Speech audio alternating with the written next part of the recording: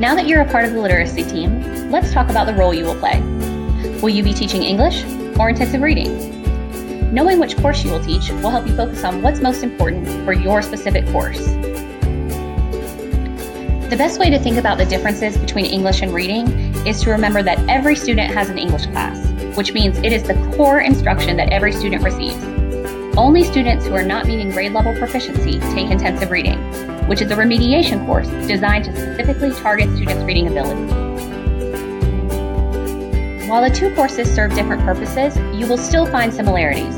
For example, in both English and reading classes, students will read complex texts, write in response to text, collaborate with each other, and work in stations.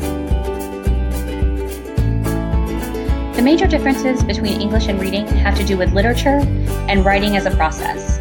Let's start with literature. In intensive reading, we provide targeted, differentiated instruction using informational text because students struggle a great deal with these types of text and will benefit from intentional and deliberate instruction in this area. Conversely, literature is the major focus in English since English class is primarily the only course in which students will be exposed to literature. Keep in mind that as students progress through the grade levels, the amount of informational text they are expected to work with increases, as you can see in this graphic. Now let's talk about writing. The English curriculum supports writing as a process, which is where students will write essays, literary analysis, and research papers. Intensive reading will not include full process writing assignments because it is a course intended to provide targeted intervention to struggling readers. Even though students will not write full process essays in reading, it does not mean that we are abandoning writing.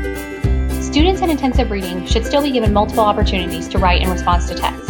The reading curriculum supports several ways for students to do just that, including before and after reading polls, reading connections, and thought questions.